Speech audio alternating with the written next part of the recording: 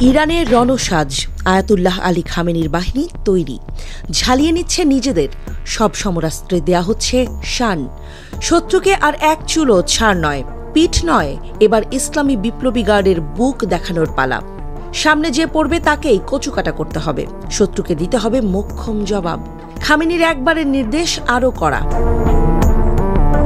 ইরানের ইসলামী বিপ্লবী guard corps IRGC এর স্থলবাহিনী দেশটির দক্ষিণ পশ্চিমাঞ্চলে সর্ববৃহৎ অভিযানিক প্রস্তুতি মহড়া শুরু করেছে। এটা কেবল মহড়া নয়, শত্রুকে হুঁশিয়ারি করে দেওয়ার কৌশলও বটে। মঙ্গলবার খুজেস্তান প্রদেশের শাভেরিয়া অঞ্চলের একটি যুদ্ধক্ষেত্রে এই মহড়া শুরু হয়, যেখানে IRGC স্থলবাহিনীর commander brigadier general Mohammad Pakpour উপস্থিত ছিলেন। তিনি স্বচক্ষে দেখেছেন সেনাদের প্রস্তুতি। এই মহড়া পয়গম্বরে আজম ১৯ মহড়ার দ্বিতীয় পর্ব।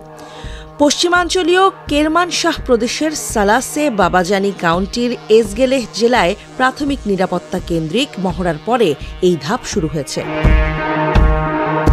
এই পর্বটি আধুনিক যুদ্ধকৌশলের সাথে IRGC বিভাগগুলিতে নতুনভাবে সরবরাহ করা অত্যাধুনিক ইরানি সামরিক সরঞ্জামগুলোর পরীক্ষা নিরীক্ষা চালানো হবে। বাস্তব বিশ্বের বিভিন্ন পরিস্থিতিতে ইরানি বাহিনীর দক্ষতা মূল্যায়ন করার সুযোগ হিসেবেই এই মহড়াকে কাজে লাগাচ্ছে ইরান। আগামী কয়েক দিনের মধ্যে বিভিন্ন IRGC গ্রাউন্ড ফোর্স ইউনিট আক্রমণাত্মক ও প্রতিরক্ষামূলক অভিযান পরিচালনা করবে। ইলেকট্রনিক যুদ্ধ কৌশলের অনুশীলন করবে তারা। বৃহৎ আকারে সাঁজোয়া ক্ষেপণাস্ত্র, ড্রোন এবং কামান হামলার অনুশীলনও চালানো হবে।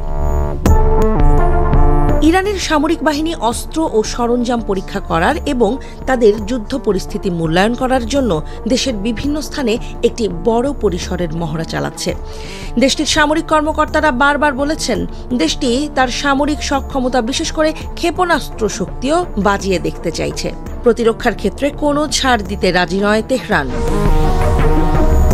ইসরায়েলের প্রধানমন্ত্রী বেনিয়ামিন নেতানিয়াহু জানিয়েছে, যুক্তরাষ্ট্রের সাথে এক হয়ে তারা ইরান দমনের মিশনে নামছেন।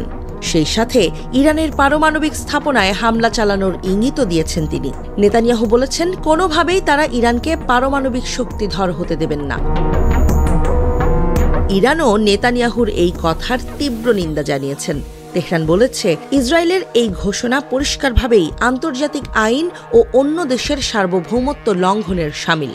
সেই সাথে এ ধরনের পদক্ষেপের পাল্টা ব্যবস্থা নেয়ার হুঁশিয়ারিও দিয়েছে ইরান।